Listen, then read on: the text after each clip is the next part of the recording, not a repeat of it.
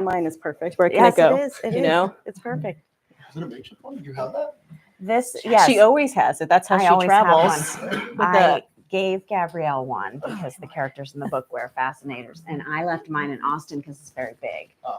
But I had one in my purse, a small fascinator. Yeah. Cool. Well, thanks everyone for coming to Zibby's Bookshop today. We're very excited to help launch Amanda's new book, Lovers and Liars. Let's give a round of applause. Yay! Continuing conversation with Gabrielle Zevin, so we'll be doing about a 30-minute conversation between the two of them, and then open up to a Q&A and a book signing. We got plenty of books to buy, so get ready, enjoy. Thank you. Do you want to stand? I don't want to stand. I'm somebody who has like stool anxiety. Yeah, fair. You know, like I feel like, that. okay, so I read a memoir a very long time ago about a woman who got a serious head trauma while in a bar stool. Oh, no. Just like fell backwards. So no. I always feel a lot more stable when I ground slightly forward, but I may sit back at some point, you know. Whatever you feel comfortable with. I'm going to lean too. You could also like shift your chair forward since you seem to have no such furniture anxiety of that kind. Well, the caftan helps. The caftan. So I was thinking, because I always think it's interesting to start with how I know you. Yes, you know? which I don't remember. Well, I know exactly how I know you. And it kind of plugs into, I think, a sort of arc that your work has taken over many years. But so... You're so smart, even before you... Okay, let's hear. I once wrote this book called The Hole We're In. Oh, yeah. That is probably the darkest piece of fiction I ever wrote. And back then, back when we were young, no, I'm kidding. But back when, I'll only speak for myself. Back when I was young, you know, I was writing in a way that was quite a bit darker. But anyway, you were one of the few people that had anything nice to say about the hole we're in. Because it was about money. It was about money. I and love actually, books yours about money. In a sense, like Lovers and Liars is like a really like light version of the hole we're in. I'm kidding. It's like more appealing is what I mean to say. You know. It is. Well, I tried to do light, you know. Yeah. I found myself in a place after the pandemic and in the middle of the pandemic where some of the darker themes I had always explored were I just did not want to be there. Yeah. So I started thinking, oh, well, I can do something that's more from a joyful place. And it turns out, according to Goodreads, which I have to stop looking at. Please don't look at it. Like I still have family craziness and I can't do super fun. But I can do people who are fighting hard for happiness. Right. Yeah, I mean, that seems worth fighting for. Yes. So I was going to start out by saying this is your 11th book. So I think it's actually 9 novels, 1 short story collection, and 1 like memoir that you co-wrote with somebody else. Yes, that's right. And, you know, so the first thing I knew you from was your short story collection, Love Stories in This Town, which I loved, by the way. Thank you. You know, love that book too. And I feel like it's interesting, you know, talking about this sort of like lightness or darkness of fiction.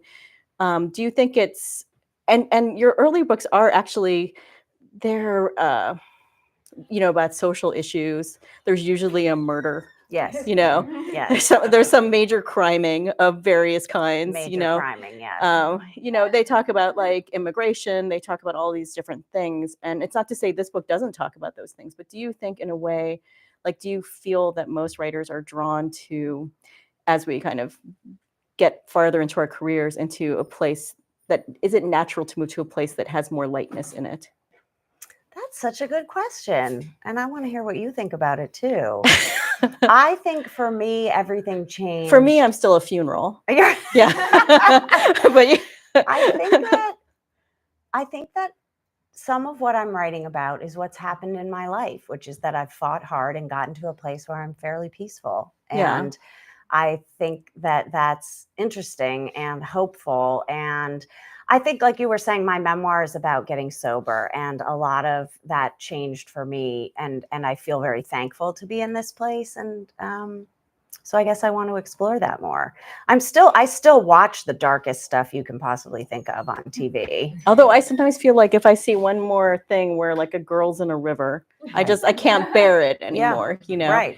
I think, you know, sometimes people mistake lightness for simple-mindedness. That's you know, true. And I think one of the most difficult things in the world is to be somebody who is an optimist and also, I guess actually an intelligent person and Yes, an yes. optimist, you know? Right. So I don't actually see lightness as a synonym, because lightness, if we're really just talking about light, you know, Yeah. light, you know, and not just darkness. I don't want to lose my fascinator. Yeah, it's you know? hard to hold your head and also Right. say To like, if brilliant you're going to things. move your head a lot, you have to be kind of queenly about the whole thing, you know? You know, I think it's a good question, because I certainly think in graduate school, and some of my friends here are writers, you're brought up to think that darker topics are more important. Absolutely. And some of that, I feel, was, at least in my program, a very masculine energy. I was the only woman in my program.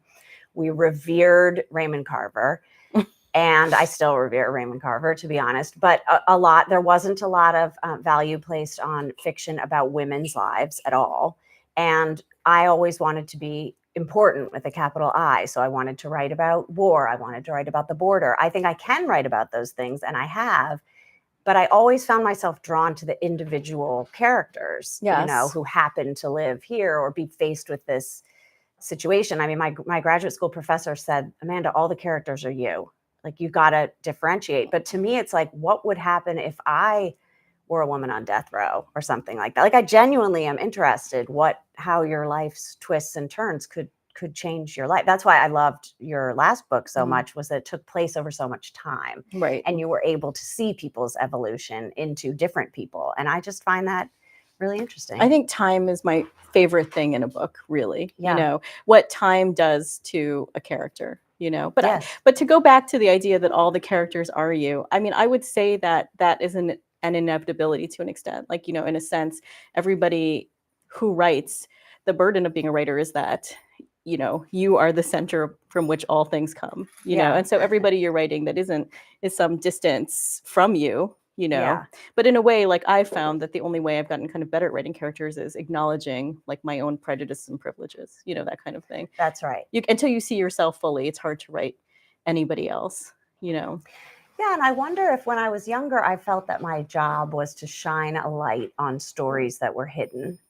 I still think that, but I also have come to realize that middle-aged white women's some stories are hidden too. Yeah. And deserve to be treated beautifully and lyrically. And it's important how we find our place in the world. Well, to talk a little bit more, and then I definitely will transition into talking about Lovers and Liars, about your kind of early writing.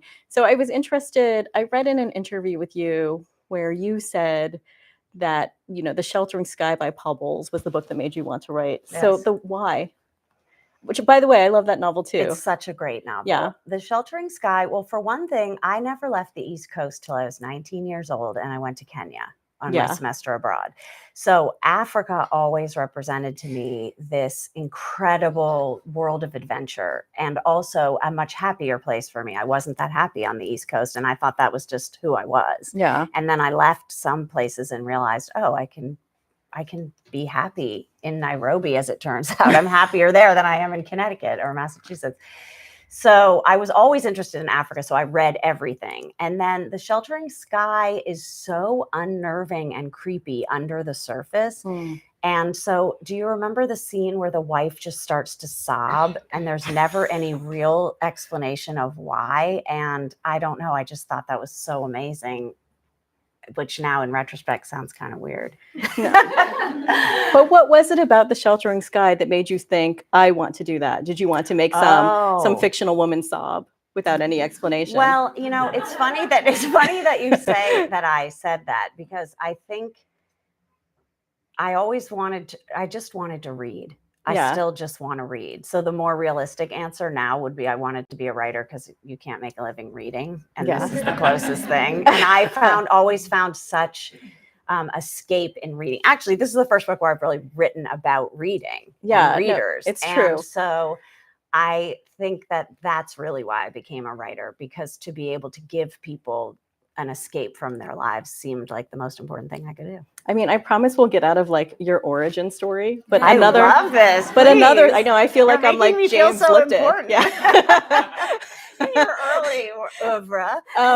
But another thing I thought was really interesting is I read a story that you told about your graduate school professor in writing, and how when you got a B- in that class, you sobbed because it was the only grade you cared about. And I Yes. wondered, so why did you sob? Like, were you really, I didn't know from the story if you were really happy or really sad. Oh no, I was really sad and upset.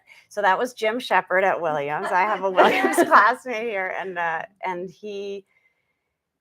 I just worshipped him, and I wanted to write great fiction so much. And so a B- is just kind of, I can't remember what he would write, something in the edges. He just retired. He would write something in the edges of our papers, like ... or question mark awk for awkward. And I just read everything so carefully, and I wanted him to think, I think I was always seeking, like, can I do this? Can I be great at this? And before I realized, like, I'm the only one who decides that, I was hoping he would tell me. So a B- to me said, no, you can't really do this. And you put all this work into it. And a B- is probably the most insulting grade you can have, because an F is like, you didn't care. Okay, but I have questions about this. Okay, Did you have a sense that everybody else was getting better or worse grades than that? Like, was he just a really hard grader?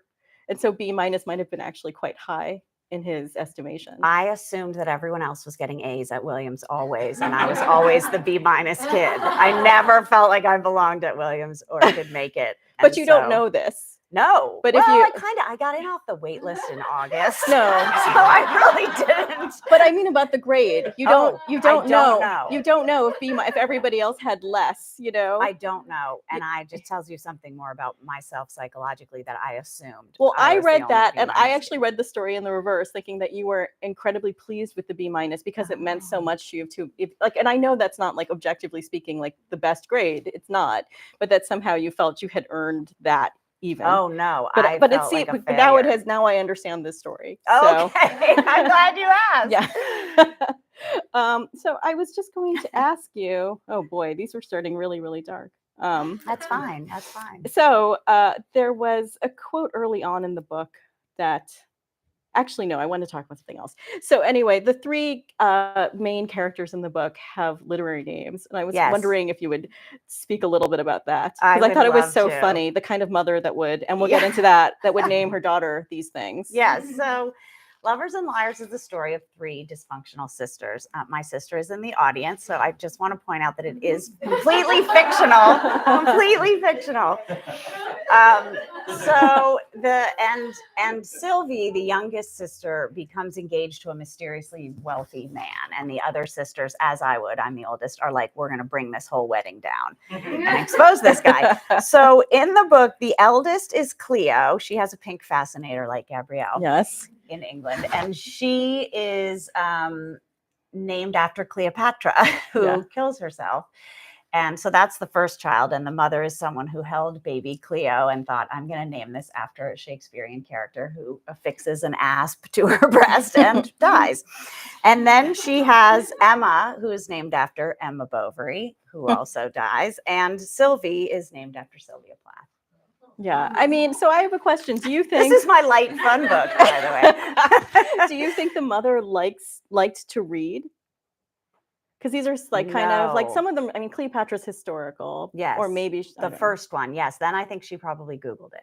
She Googled it. Yeah. But do you think she wanted to, like, I mean, don't you feel that's lightly cursing? Like, what kind of mother does that, in your opinion? And I wanted to talk about that, too. So the mother is a crazy character, and I've written a lot about mothers. My mother is a complicated, amazing person who's nothing like this mother. My mother is so cheerful that you just want to scream. Yeah. And the Jet Setters features a mother, Charlotte, who's a lot like my mother. Yeah. This mother is closer to my father, who... So this mother considers herself important. And so I think that it's funny. I was telling you I had some meetings today, and I kind of feel like I know all these things about the characters. And then I just pull this one wedding and I know all these things. And then my editor will say, why would the mother do this? And I'm like, oh, because it's this and this and this, which she says isn't in the book. So my books tend to be short, but I know all these things. Strangely, and I'm interested in if this happens with you. Like, I don't do a lot of character development. I just see them fully formed and figure out which pieces to put in this narrative. So I'll ask you. Actually, I'm not supposed to be asking you, but anyway. So in terms of the mother, yeah, I see her as someone who wants to consider herself important. She wanted to be an actress and didn't make it. So she is trapped. She got pregnant, got trapped in a small town. And so she hates that she's there. So in some ways hates being a mother and hates the baby who made her stay there. And I think if you asked her, she would say they're beautiful, important names. Right. Maybe she doesn't even know herself how sick that is. How sick it is. Yeah. I would describe her as a narcissist. Yes, absolutely. Do you think that's, I'm not you're looking at laughing? My dad is a narcissist. Yeah. Yeah, I So. mean, and so far as, I don't know if it's a spoiler in any way because it's fairly early in the book. Well, no, maybe it's not. It probably is a spoiler.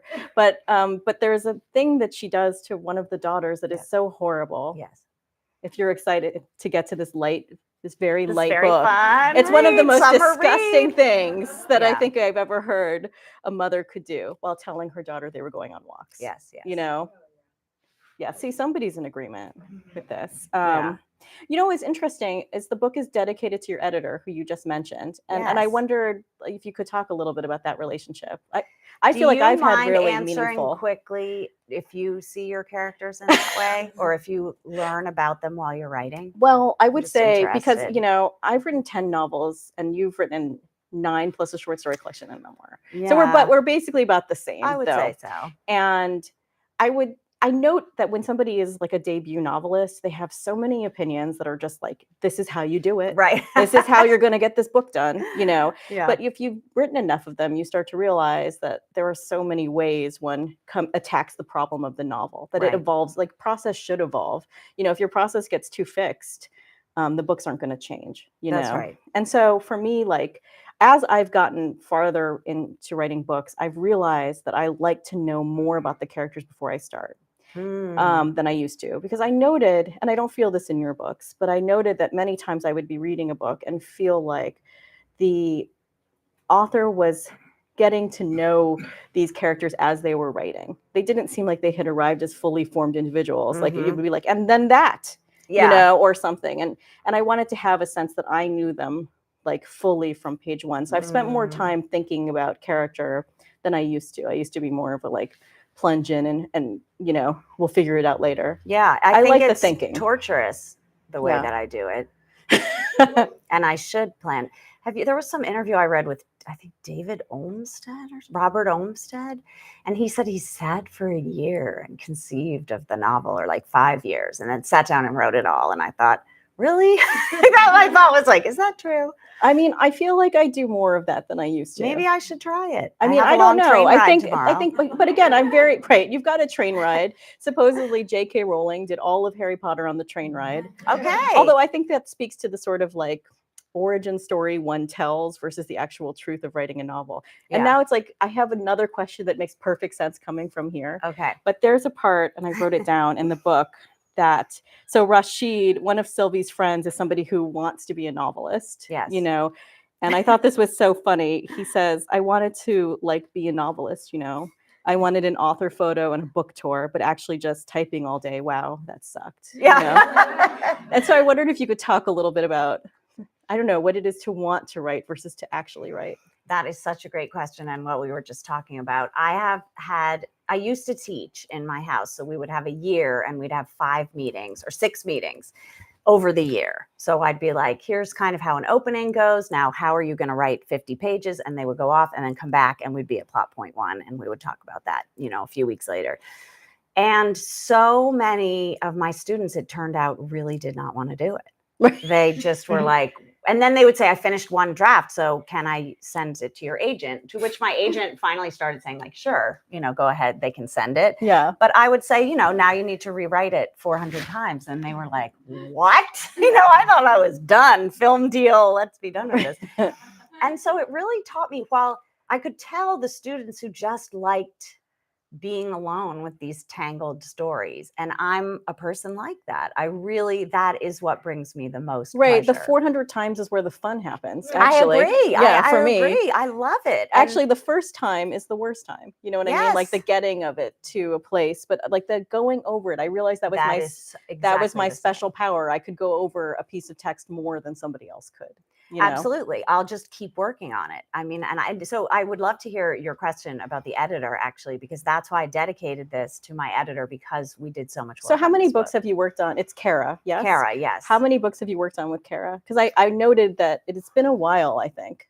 Sleep Toward Heaven was not with Kara. How to Be Lost was not with Kara. And then I started working with Kara. So 20 That's a long years. time. It's a long time. Yeah, I have I have the no same age and I comparable have the same- relationship. Yeah. Oh, she and I work really well together. And for this book, is this being recorded? It is. Okay, I'll tell that story another time. There were some assistants involved that I was like, these are not your notes. Yeah. And so she has a way of making me feel, she'll tell me things that are really difficult, Yeah. but making me feel excited to go back to work on the book. Yes. And that is an incredible gift.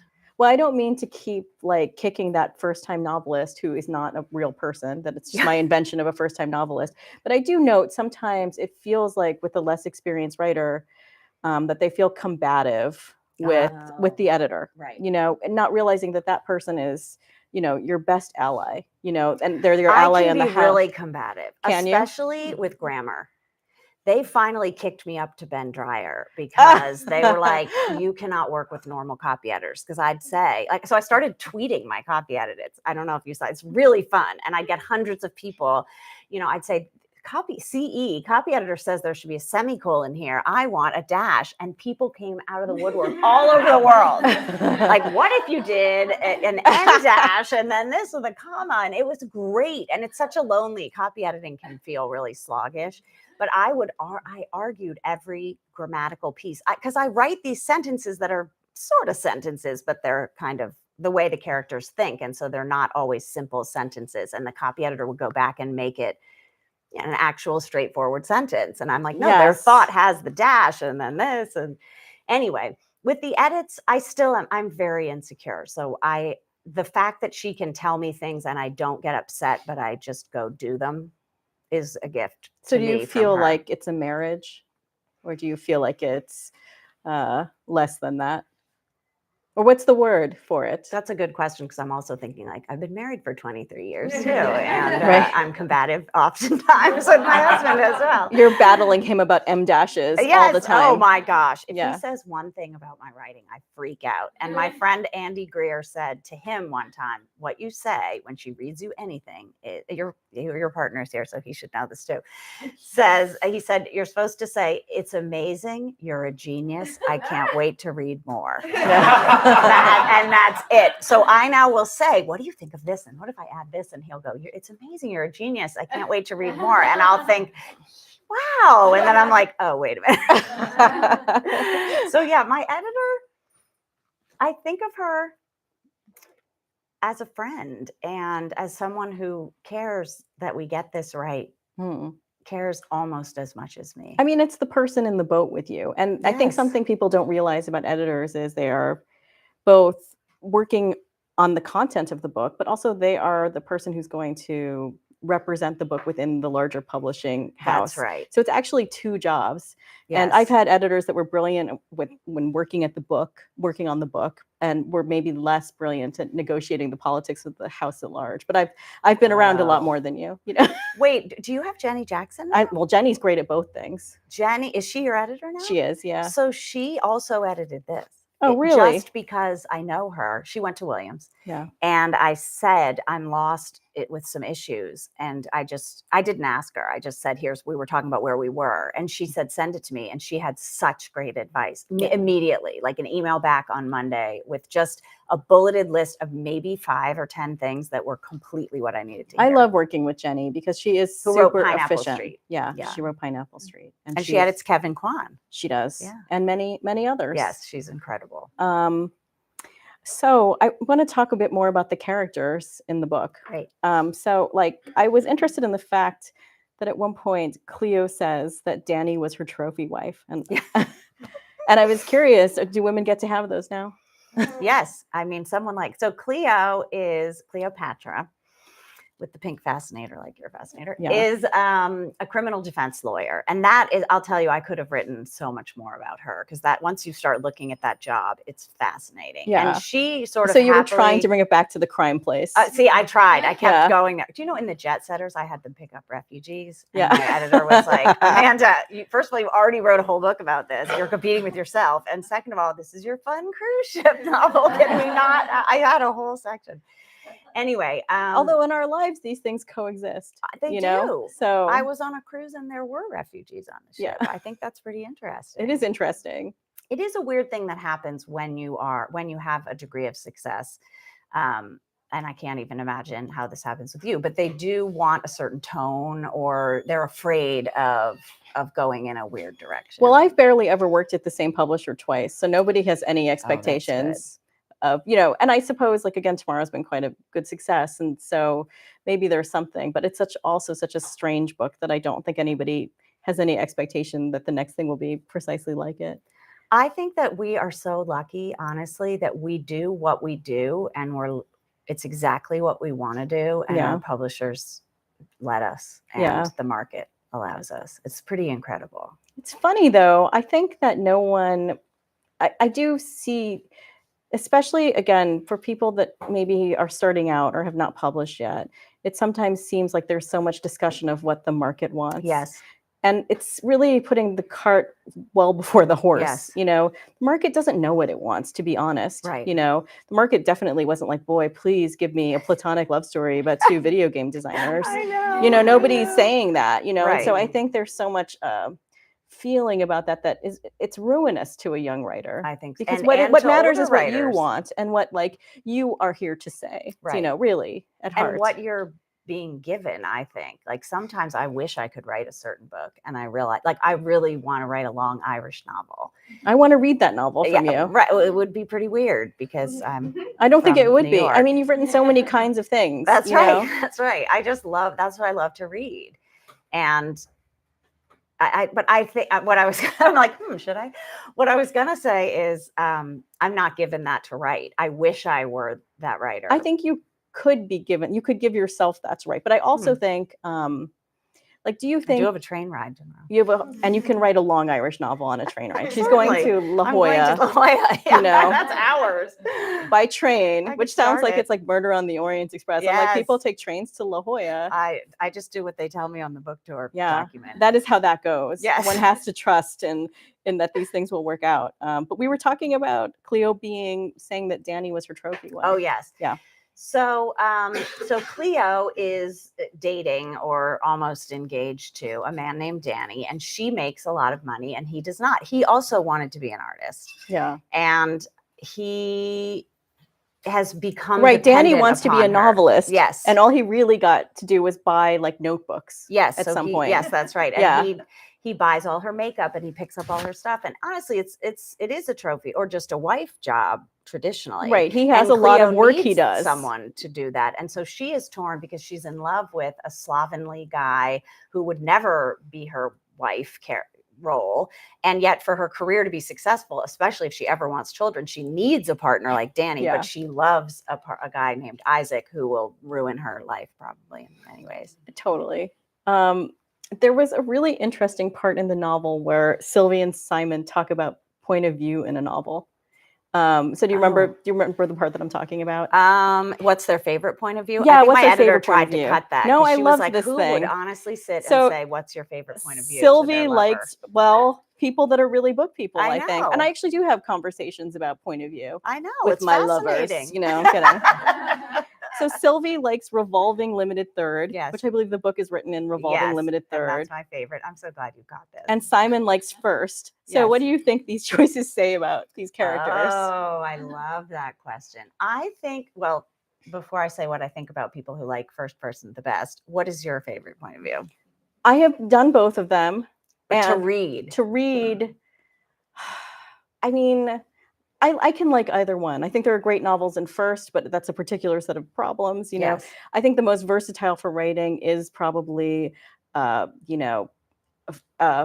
and direct discourse. Yes. And so, like, where you can kind of have a kind of a god that is the novelist. That's what Tomorrow and Tomorrow and Tomorrow is omniscient, right? Yeah. Now. Even within the scene. It's a close third. Yeah. It's a close third with a point of view that shifts. So, and obviously there's within a chapter. So what I'm saying is if you're it doesn't shift within like any within a paragraph. Right. You're either like usually in Sadie or Sam. Right. It's always one or the other, but it's not. But that is my favorite to kind of go. But I thought it was a really interesting, we'll get back to the question, but in your book, what is interesting with the kind of rotating third is that you kind of learn things based on how other characters see those characters, Right. you know, because they are, it is a limited third, basically. Yeah, and that's me copying Alice Munro. Yeah. Or trying, because she often has characters. The reader often knows more than the individual characters. Yeah. And I find that as a reader, that's a really tense and amazing situation to be in when you're putting together a story that the characters don't know yet. Mhm. But in this book, there was a lot of complicated stuff with my editor because we didn't want to rehash the same things happening. Right. So it was like someone had to walk into a room and see one of the sisters. And then when you switch, it has to be the other sister leaving the room or whatever, because it would be weird to overlap that.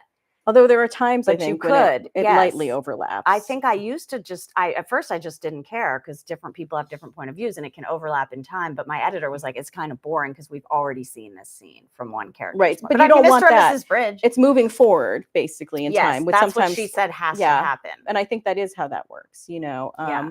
So what came into the decision, other than like it's like Alice Munro, what came into your decision to choose this point of view for the book?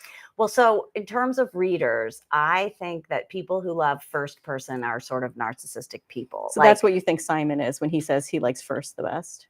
A little bit, yeah. And I think people who love limited third are real readers. Yeah. I don't know why. Like we were just talking about The Bee Sting, which you haven't read yet. It's crazy limited third. And then there's this weird, and it's in their heads. One of the characters, almost like James Joyce, the wife's is, I don't know if it's present tense, but it's this tumble of thoughts. And so they use the point of view to even show their state of mind. Yeah. The way the language works. I mean, what I love about first is that it can be very voicey, which seems like an obvious thing to say. That's right. You know, something like Demon Copperhead or something. Yes, but however, I also think almost every novel that's in first at a certain point has to tell a lie to the reader that I don't have to do as a novelist when I'm in third. So at some point in every novel that's in first, you're going to have to explain yourself, explain something that person has no ability to actually know, you know, or theorize or speculate on it. You mean just something will come up? Just anything. At some point in any kind of first person narrative, there's a point in which the novelist will have to, again, account for how to get the story moving forward. They will have to like put something in their point of view that they really literally have no way of actually knowing. I thought you were going to say they have to explain why they're talking at the reader. No, I sometimes that I just accept. I'm like, stop yelling at me. But no, oh, that's interesting. I've done first, so have you. Yeah. I get tired of first because I feel like eventually you will wear out on that. I'm actually doing 2 firsts in the book I'm writing. Well, that's and I'm interesting afraid they're too. Too much the same. Yeah. So that'll be a big edit at the end to differentiate the two. But I hear them as first. It's just how I hear them. Right. But they're first filtered through you as well. So yes, of to course. an extent. But I mean, in a sense, like I think word choice becomes incredibly specific, the particular quirks of people's languages. Well, one's young and one's older. One uses semicolons, one uses em dashes. You know how it visually even appears on the page, you know, that kind of thing. Yeah. Yeah. So have we decided that Simon is a narcissist because he does love first? No, I don't think that Simon is at all a narcissist, but I would say as a generalization, that's what I believe personally. But I didn't even mean to put that on him when I wrote that. I have not considered that question till this moment. But no, I think of Simon as a great guy. Like this is a love story about 2 great people. Right. I love them. Yeah, no, I didn't actually experience him as a narcissist, minus this extremely narcissistic preference for first person. Yes.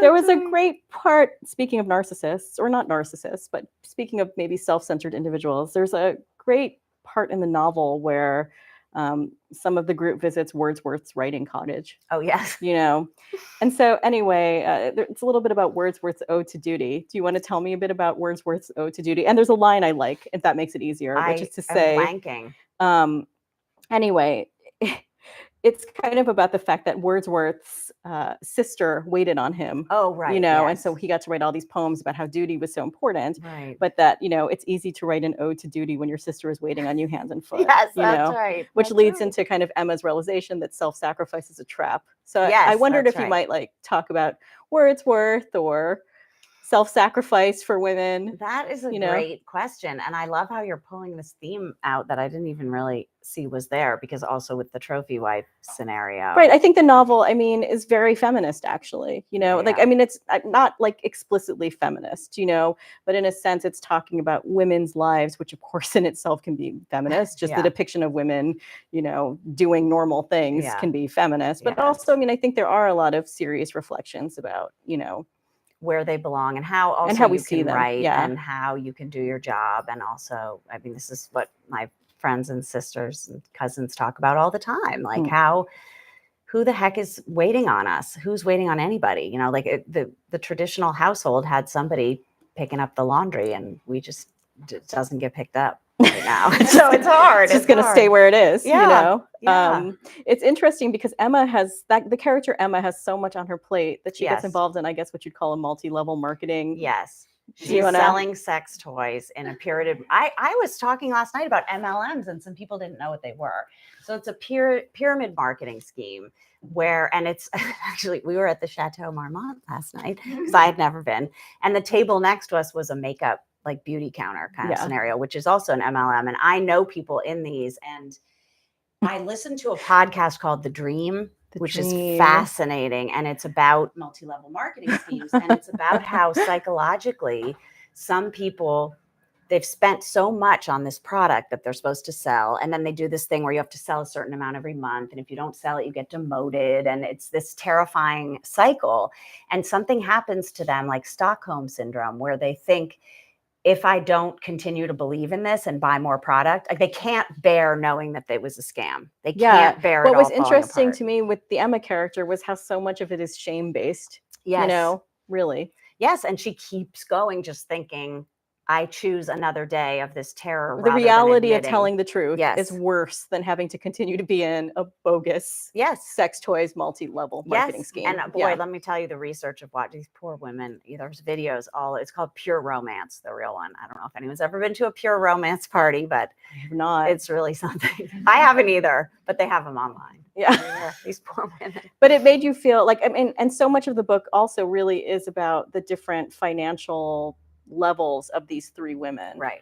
So was that something you were consciously thinking about, this kind of exploration of class? It's not class in America. Class means money, really, but so money, and what that means to these characters. Yes, I mean, I'm very interested in money, and so the Jet Setters had a big financial component, and I love reading books about money and thinking about scams and hustles and class. And so it was less a larger decision about what I was doing and more just, this fascinates me, so I'm going to get into it. And then I had to figure out what Simon's secret was going to be. So I got to read all about money laundering. And there's actually a tour in London. A little? No, he's right. Yes. It's fascinating though, that whole world of like oligarchs and where they hide their money and stuff. At one point, so one of the characters is Sylvie, and as you mentioned earlier, that she's named for Sylvia Plath. Yes. And I really wasn't familiar with the bed book at all. Was this a book that was important to you? Sarah, do you remember the bed book? It was a book we had when we were little, and I did not realize until a few years ago that it was written by Sylvia Plath. And the Sylvia Plath. You were like, that's Sylvia Plath? Or some other Sylvia Plath, because it seems weird that she wrote a children's book. Crazy. It's a beautiful children's book about these different kinds of beds. One on the back of an elephant that you can lie in. One made of bread with a vending machine that you can eat. Just all these magical, incredible beds with these beautiful illustrations. And a friend of mine had a baby, and I went to order the book and realized it was out of print, and it was written by Sylvia Plath. It's funny that it's out of print because it seems like it's the perfect hipster baby gift. Yes, I thought it was. Or do you think that, like, again, obviously people are complicated. Is it that the associations of Sylvia Plath as somebody who killed herself are I think it's all probably Ted Hughes' fault. You mean like he doesn't want to continue to publish like the bed book?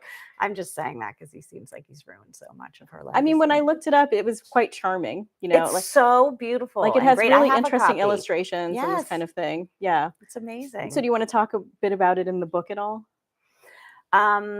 What about it? I mean, just where it features. I think. Well, I guess it would be hard to talk about it, really. Yeah. I'm not really sure. I'm kind of blanking on what to say other than it plays a role. because So of their father. I know that you have sisters. I mean, I can visibly see one. Yes. You know, so what is that like, writing about the sister relation? Because this really is a book of three sisters. Yes. You know, in a tradition. And my sister of has sister books. started it, but hasn't gotten very far yet. Yeah. So So which Sassy, one is have she? you read it? Sarah is my middle sister. Yes, and who's I feel like a cousins sister. don't factor at all. In our family, But they sisters, do. yeah. I think, but I mean, in this book, no, I didn't mean actually that in No. real life. No commentary on that. No, I think that sisters always have such interesting relationships, and I certainly it's always been like strange for me if one of my sisters gets married and how their life looks against my life, and there's this weird sort of like we're all one family, but I look to them to see how should I be doing. Yeah. How are you guys living your life? How am I living my life? And I think a lot of that, and a lot that we tended, it's weird to say this with Sarah here, but when we get together, sometimes I start acting like a bratty 10-year-old Yeah. and having the same arguments that I had when we were little. And it's strange to be a functioning adult who goes back to that place. And there's just something really, really emotional about being put back in your childhood like that, especially when we have, separate adulthoods. Right. So in this book, they come from a pretty traumatic background. And so they're kind of bonded in this weird way. And so they're trying to figure out how to support each other as adults. Yeah, no, I mean, I totally see that. Which is something I think about. So how much do you think you really draw on these relationships? Like how much, like, I guess what I'm trying to get to is the heart of writing. These are not your sisters in Right. this book, but like, where do you think you kind of, what is the well of that, I guess? Like, where does it come from in a sense? Like, how do you draw on those relationships to create other sisters that are not yours? I think all of my books are about like, what is a happy family? Yeah. How does that look? And so I'm going back on being a kid, wondering what a happy family looked like. I wonder about that every day. I wonder I just think that's an interesting question. And so I think it comes for me, from a question I don't know the answer to that I'm obsessed with. So I will let you off the hook on sisters. Although, it's funny, there was a quote from you I really liked. It was about your other book, How to Be Lost. And you said, I'm often asked if this book is really about my own family. And, for me, writing is a way of living other lives. Anyway, you said, that said, I do have two sisters and I grew up in suburban New York, just to say that, in fact, like at core, these are still, you have to draw on sort of the things that are, I think, in a way. Absolutely. Yes. That you're obsessed with and that you're interested in. Yeah. Otherwise, like what is the purpose of you writing this book versus any other individual in the world? I think that's right. I mean, I think that sometimes my characters, even like a child in Honduras, is based on a time that I felt lonely and scared. And, so I'm drawing on my core feelings, or what do they say now? Like when they're core memories and stuff for kids, when their Instagrammers say creating core memories. But I'm drawing on those pieces of myself that are still like aching a little bit and trying to figure out. So I don't have a smooth transition into this next thing I wanted to talk about. Okay. So check out myshelves.com. Oh, yes. Sylvie and Simon meet on checkoutmyshelves.com.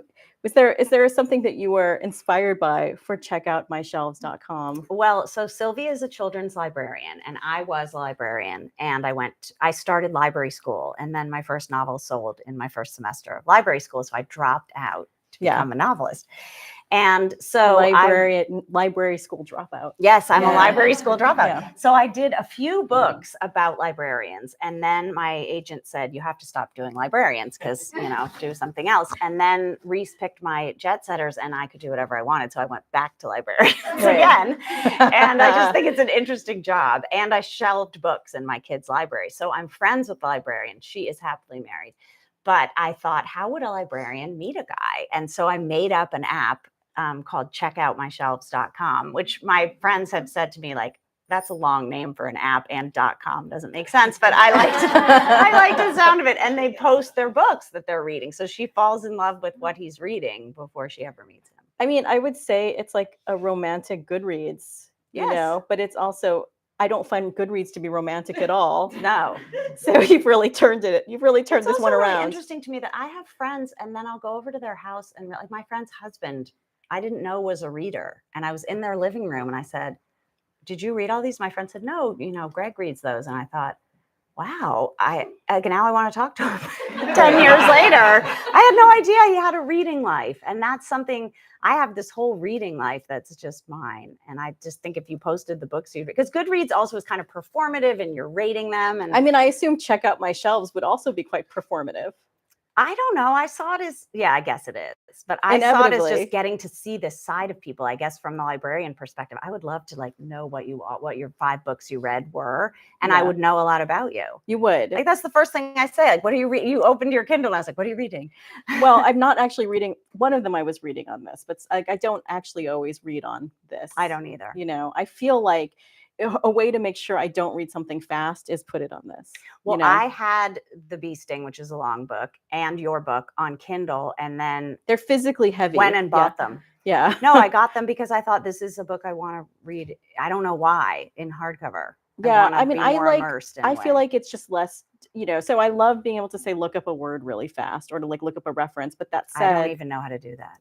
I mean, Amanda, it's just like you hold it down really hard and the definition comes up.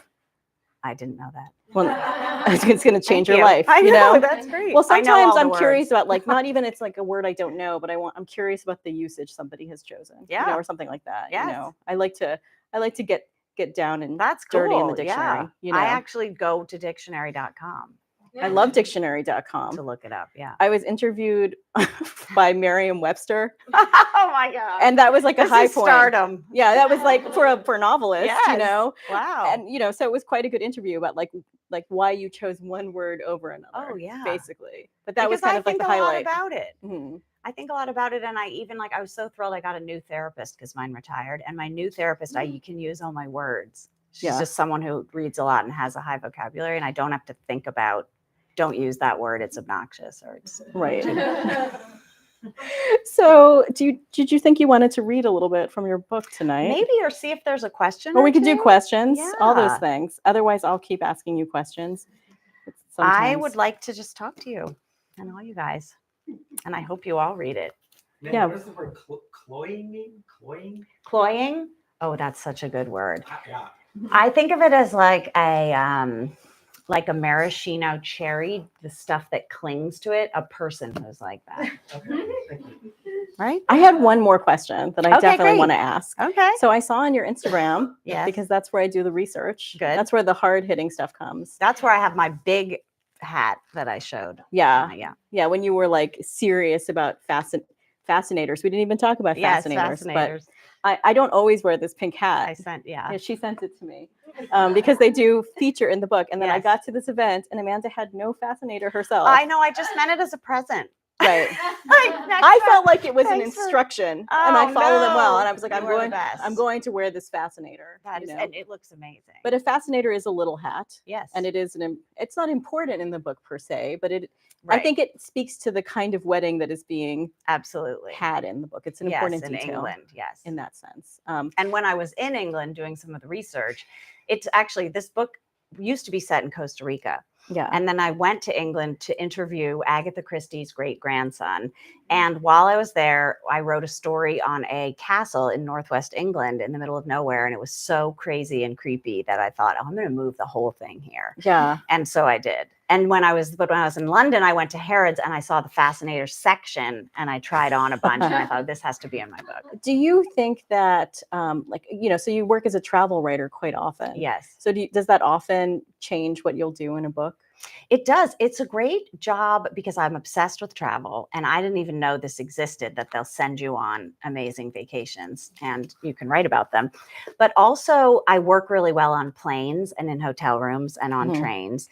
And it does change what I do. Absolutely. Because I see all these incredible settings. And there's a phenomenon that I didn't know about called the press trip, where you're with maybe 10 strangers for a week in St. Lucia. And one of them gets murdered. No. Okay. I'm thinking of doing that because I've heard stories where people didn't come down to dinner the third night or, went lost off the ship. That's Agatha Christie. Right? That time where Agatha Christie went missing there's like a movie about it for a bit of time. Yeah. That's great. Okay. So the question that came from the series research I did on your Instagram was, you mentioned that your daughter was yes. an audiobook reader on this book, which I thought was really Yes. cool. So what was that experience like to have these worlds collide? That's so great. She is 12 and she wants to be an actress. She is an actress in Austin, Texas. And I read Jenna McCurdy's book and I was like, you are not going to LA and working on a show.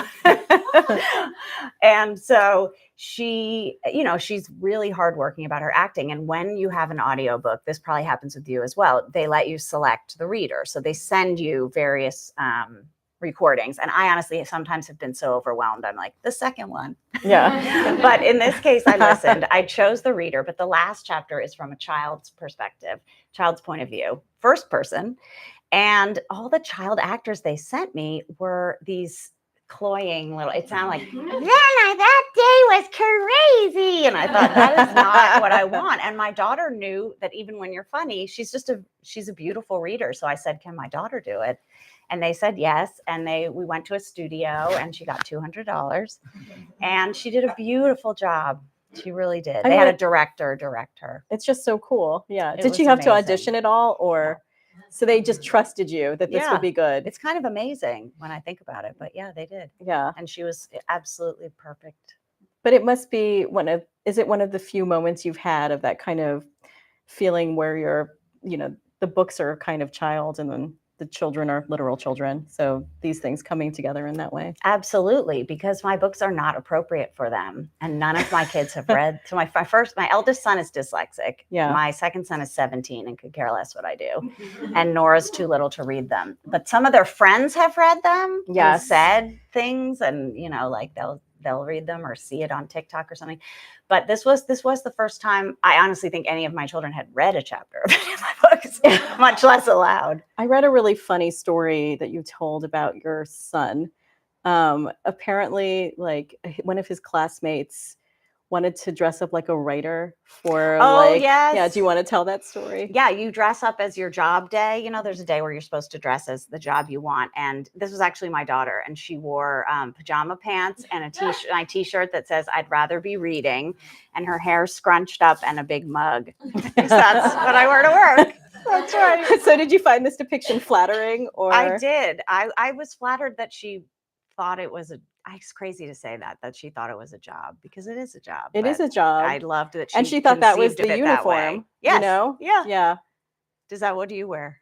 All different things. Oh, really? I wear pajamas and I'd rather be reading t-shirt. Yeah. That's what I was wearing an hour ago. I mean, I usually dress for the job. Oh, believe it or not. I've heard that. No, I've heard people say that they do better when they dress for the job. But I will do it. I mean, I can do it braless if it's required, But you usually get ready as if you're going to a meeting. Only because I feel like my life is, in the morning I'm going to get up, I'm going to walk my dog. So I'm getting dressed for that, and so I do feel when I treat the job a little more formally, it sometimes seems to. I am so much the opposite that when I'm on a press trip, I bring, or any trip with other people or anywhere, I bring instant coffee. And now I even bring instant protein shakes. So I do not have to leave the room till noon. So I will survive without having to talk. Well, I feel like when you're on book tour, it's really difficult to get the caffeine right. And also to get, I overdid even it the today. Feeding yourself right. Yes. That is the things that go poorly for Totally. me when I travel. Yes. Same. But I do think, it's a very funny thing, and you've had a long day and you're going to have more of it come. And I just think, people maybe don't understand how much of the job is the writing job really is different from the promoting the books job. Yeah. For me, actually, this entire outfit is borrowed. I don't own this level of clothes. I was texting, was it you, Allison? Somebody here, or Cynthia Sweeney. I was saying, what do I even wear? I literally have pajamas and an Austin event thing. And so I went to a friend's house who has a sister in LA. And I said, what do people wear in LA? And she said this. I mean, and I people do borrowed wear a that in tank top. LA. And nothing, these shoes are mine. I feel like you can wear whatever you want as a writer. Some of it, but I do feel like some of it is maybe self-expressive as well. But you did forget to wear your big fascinator. I know. That was the time. one thing you wear at an LA book event. I know. Well, when I interview you for your next novel, I'll wear my big fascinator. I will and not. You don't have to wear a fascinator. That would be hilarious. And we won't even say why. We won't say why or make any reference to it whatsoever. I love but it. I think one of the appealing things about the book is the kind of sensual details of I the went castle for setting. the spicy scene. Oh, I thought you were talking about the sex scene. Oh, they are also very I sensual. went for it this time. Right, they're both sensual details. Yes. It's funny, sensual and sexual kind of combine really fast in most people's minds. But I was Certainly going in for the like 50s. the food, the shortbread, the plants. I'm just pleasure. Bring it on. That's how I feel. I mean, we'll throw it out to questions, but there were a lot of birds in the book. And I Yes, wondered, that's where right. did the birds come from? So my husband is a birder, and I Yeah. always thought that's the most boring thing in the world. And I went, don't tell myself. But even the imagery, like there are the peacocks and yes, you have, well, so we went to the Galapagos and on a press trip, and we walked around with binoculars, and I, for the first time, was like hit by lightning. Like, birds are the most amazing, fascinating thing in the world. Before So that, they had now- no effect on you. No. What happened? I think we were walking on these islands in the middle of nesting areas, and we were so close. They said, don't even bring binoculars. And I did, because that's what birders do, I thought. But it was so, I just sort of realized they were living their lives around us, and I didn't know anything about them. And I guess in my yard, I never thought about that. And we have owls in our yard, and now I'm obsessed with them all. All the birds. Yeah. Yeah. It's like a whole nother world. Who knew? Yeah. So you'll get a lot of birds in this book as well, in a good way, you know, Yes. many kinds. Yes. Yeah. Did you plan the wedding invitation? Did you design it? Oh yeah, I made this on. There's a website where you can design your wedding invite, and I think no, they had someone do it later. Yeah, with the peacock. Yeah. So that's their last name, Peacock. I feel like it's solid. Yeah, they did Yeah. a fine job with that. Yeah. All right. So any questions?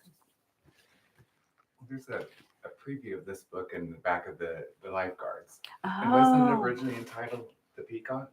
It was So what entitled brought The Peacocks. The title to me? Well, there are no children in this room, so I can tell you. I'm friends with Liz Egan at the New York Times, and I said, what do you think of? They said someone didn't like it. Someone important didn't like The Peacocks. And so I said to Liz, I love this title, The Peacocks. What do you think? She said, all I can see is the cock. So I was like, okay, get it. We'll change it.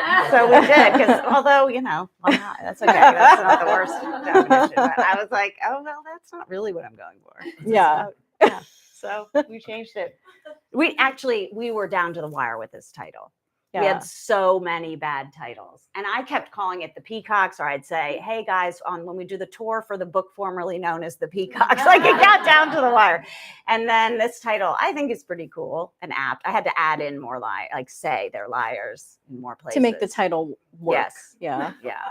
But do you still miss the peacocks at all? Yes, that's what I think of it as. Yeah. Good question Yeah. from the audience. Great question. Thank you. The Yes. cousin. I'm the cousin. Yeah. Yes, hello. For those of us that have not read the book, assuming you love the whole book, I'm thinking you might have 5 favorite parts. Can you pick one that you can read us? Oh. And tell us why afterwards. Sure. Yes. Thank you. What a great question. I love the last chapter, but I'm not going to read that because Nora does it better, and it's a spoiler. Let me see.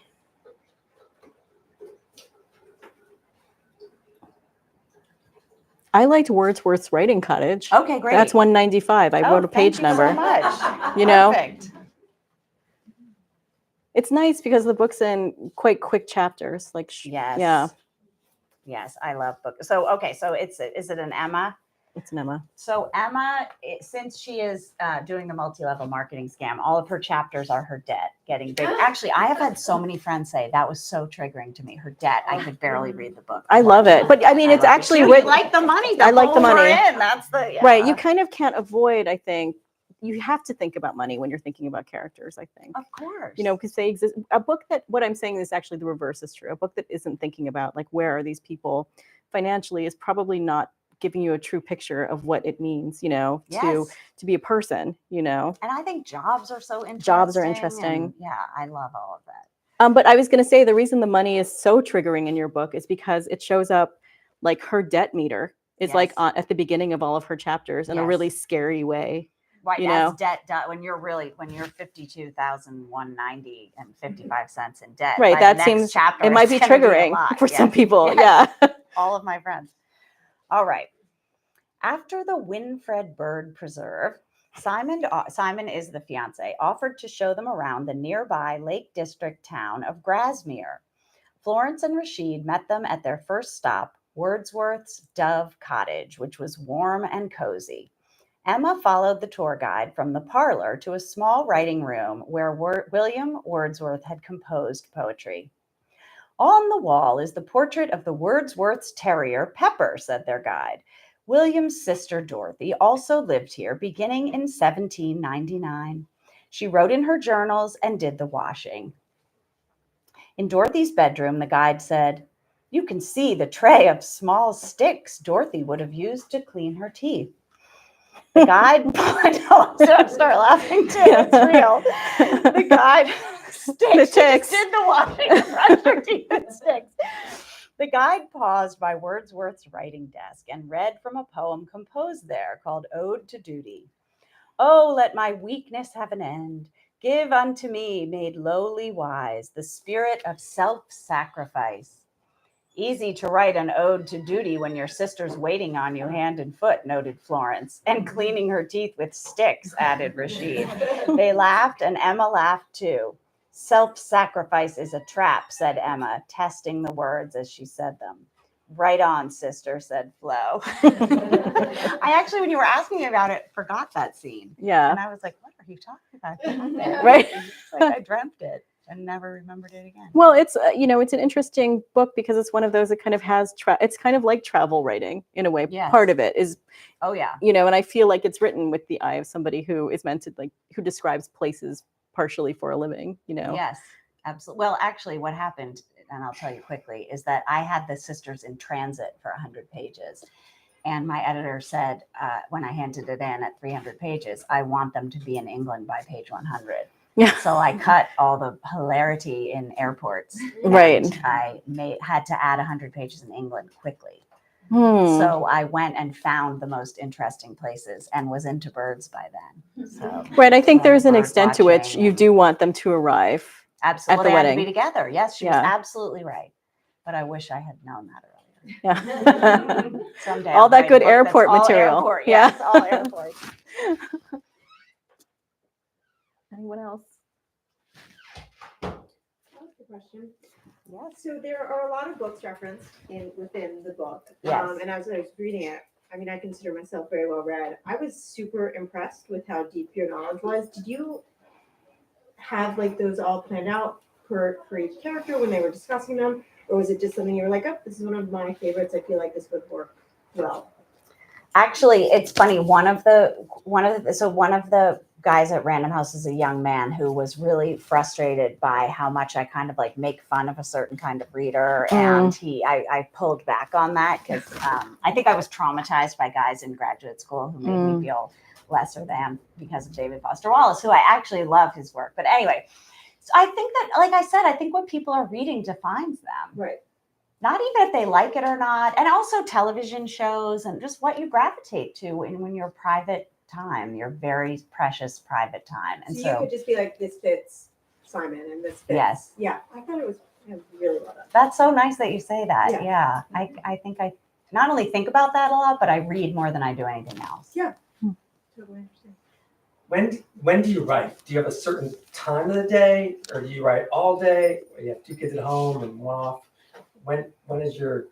I wake up and write always. I always have. It used to be before kids that I woke up at 1 or 2. That was great. And now I wake up, have a cup of coffee. Tip makes coffee, and I go to a little writing cottage and write. Don't do any morning stuff. And then by the time they get out of school, I wrap it up.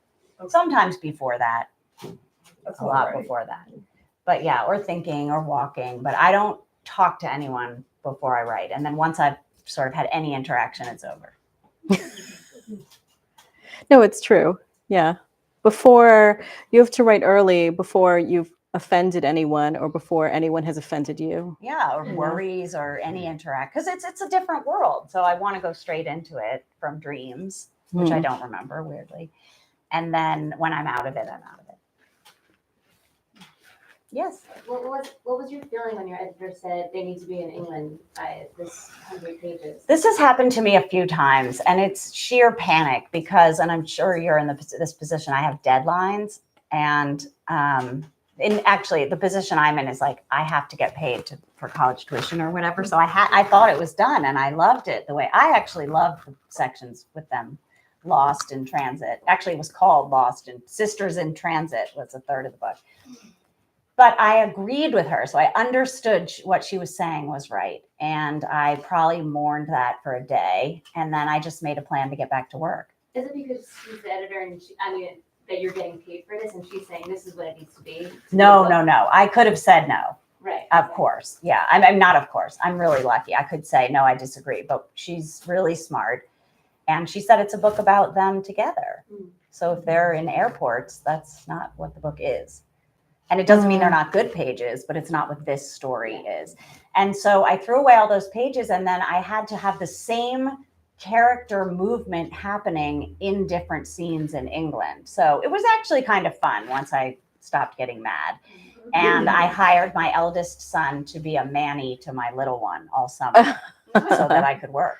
And they would go thrifting mainly, went to thrift stores like all day long while I wrote, and they had fun. And it was actually really stressful. It was really, really stressful. So did you find you had to like reconceive the material that was in that section? Like did many of the things emotionally happen now at the castle? Yes. Yeah. I had to literally do that. Because Yeah. I had figured out where they were going individually, and now it still had to happen, but it had to happen somewhere in England where they were all in the scene. That's how the timing got kind of weird, because if they were in the same place, their perspectives had to actually temporally be in a different place at the same day of the wedding. Yeah. So I did, in that case, spend a lot of time thinking about where should this be. So I was looking at maps and things they could do that were interesting, but also figuring where can this take place and just what I found interesting. But it was a little bit quick for me. I wish I had had longer to work on the book. Yeah. Yeah. That the middle 100 pages. Yeah. Just the middle 100. Just the middle 100. Yeah. Yeah. Well, with your really extensive writing career and education, I'm wondering when did you reach a narrative style that I think you felt was you, and maybe what were the biggest factors in your experiences that kind of shaped your experience with writing? That is such a great question. Honestly, like the question that's at the heart of my career, I would say, because I was, as I said, trying to be someone else, trying to be someone impressive. And my husband said to me one day, I was writing about women on death row, right? Everybody said, what are you doing? This is the dumbest project. You are a WASP from New York. Like, why are you writing about these women on death row in Texas? But I was obsessed with them. And then my husband said, you're funny, so why don't you be funny? And I realized that is my sense of humor. It's kind of dark and funny. And so once I stopped trying to write like Hemingway and wrote the way I talk, which is someone who's fascinated by death row, but also finds it kind of weird and funny and intriguing, and that they mix cream cheese and tang together for each other's birthday parties and stuff. Like, no one else has that perspective other than me. And so once I started trusting that, and that's the biggest thing, that I have a voice in my head saying, someone's already done this. What's better than someone else? But at the minute you start saying, I'm going to write a book set on a cutesy cruise ship, that was a huge departure for me, and obviously a bad idea commercially. But I just thought cruise ships were crazy. I wanted to go on one. I wanted to trap a family on it. I wrote it, and then it was my biggest hit. You just can't do anything but dive into what you can do and only you can do.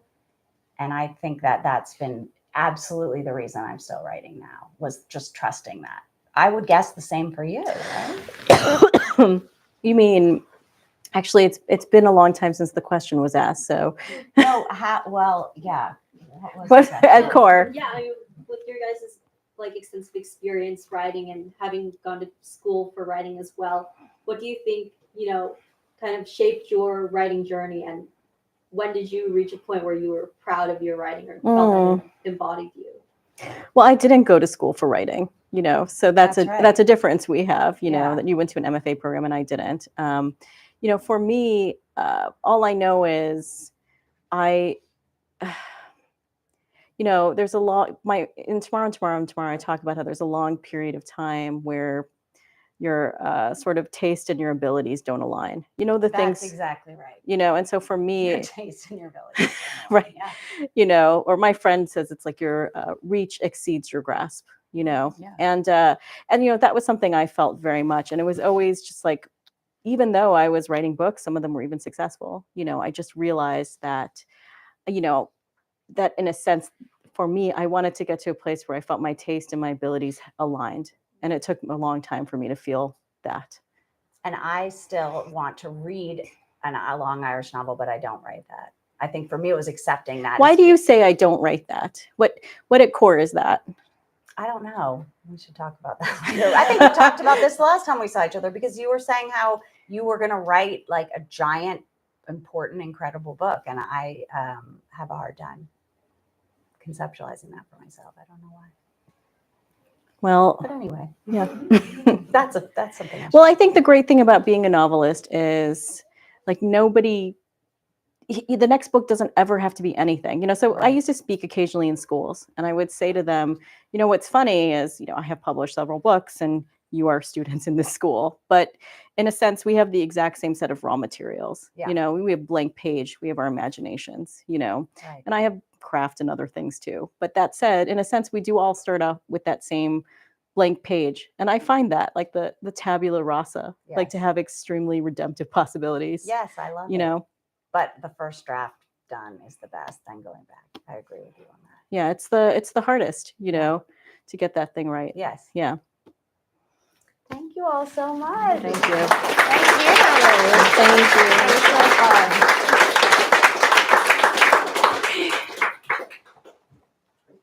We have plenty of books to purchase up here, and then we can